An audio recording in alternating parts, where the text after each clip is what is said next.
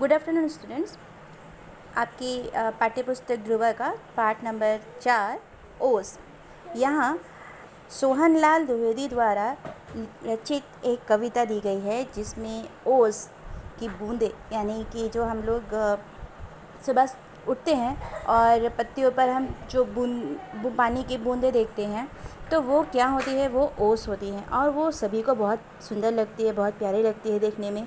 और ख़ास तौर पे जब सर्दियों का दिन होता है और उस दिन सुबह सुबह अगर आप बाहर निकलो तो आप देखोगे कि फूलों के ऊपर, पत्तियों के ऊपर में कुछ सुनहरा सा चमक रहा है और हम देखते हैं कि वो ओस है जो कि बिल्कुल हीरो की तरह चमकती है। तो यहाँ सोहनलाल द्विवेदी जी अपनी कल्पना में कहते हैं कि हरी घास पर बिखेर दी है ये किसने मोती की लड़ियाँ, कौन रात में गूंद गया है ये इज्वल हीरो की कड़ियाँ। यानी कि वे पूछते हैं कि हरी घास पर, ये जो मैदानों पे जो हरी हरी घास है उस पर इन मोती की लड़ियों को कौन बिखेर गया है। यानी कि जो ये ओस है वो मोती की तरह चमक रही हैं और उन्होंने मोती के साथ तुलना की है। और दूसरी बार उन्होंने उसको हीरो के साथ तुलना की है, जहाँ वो पूछते हैं कि ये हीरो की चमचमाती हुई लड़ियों को किसने यहाँ पर छोड़ा है। आगे है, जुगनू से जगमग जगमग ये कौन चमकते हैं यूँ चमचम, नभ के नन्हे तारों से ये कौन दमकते हैं यूँ दमदम। यानी कि वो कह रहे हैं कि ये जुगनू की तरह चमकते हैं, ये छोटे छोटे ओस की बूंदें जुगनू की तरह चमकते हैं और इन्हें और नभ की तारों की तरह ये टिमटिमाते हैं। तो पूछते हैं कि ये कौन चमक रहे हैं जुगनू की तरह और ये कौन दमक रहे हैं सितारों की तरह।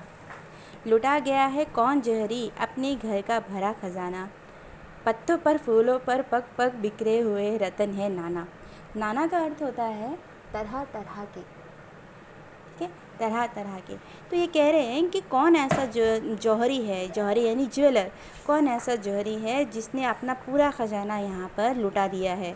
उसने कई तरह के रत्न जैसे हीरे, मोती, जवाहरात, तो उस जो चमचमाते हैं तो उसने अपने यहाँ पर सब बिखेर दिए हैं, पत्तों पर, फूलों पर और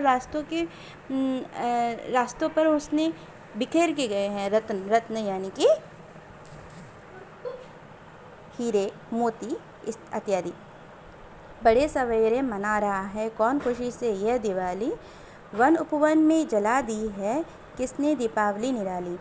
तो ये कह रहे हैं कि ये जो ओस की बूंदें हैं वो इस तरह से प्रतीत होता है मानो कि किसी ने दिवाली के दिन जिस तरह अंधेरे में दीपक जलाने पर टिमटिमाते हैं, सुनहरे लगते हैं, सुंदर लगते हैं और वो रोशनी बिखेरते हैं, उसी तरह से लग रहा है जैसे कि ये ओस की बूंदें भी किसी ने दिवाली की तरह, जैसे कोई खुशी में दीप जलाता है वैसे किसी ने यहाँ पर ये बूंदें भी दिवाली की खुशी मनाने के लिए लगा रखा हो और पूरे उपवन को यानी बाग बगीचे जितने भी हैं उन्हें दिवाली की तरह से सुंदर सजा रखा है।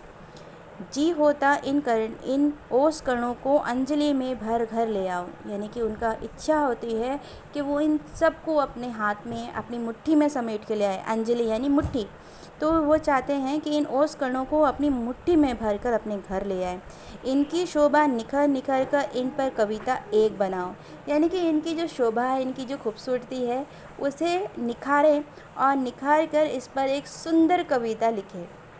ठीक है, तो ये सोहनलाल द्विवेदी द्वारा काल्पनिक एक ओस देखकर उनके मन में क्या इच्छाएं आती हैं उस पर उन्होंने ये कविता लिखी है। आप इस कविता को ज़रूर पढ़ें, समझने की कोशिश करें और अगर किसी भी प्रकार की परेशानी होती है तो मुझको एक बार मैसेज या कॉल करें। धन्यवाद।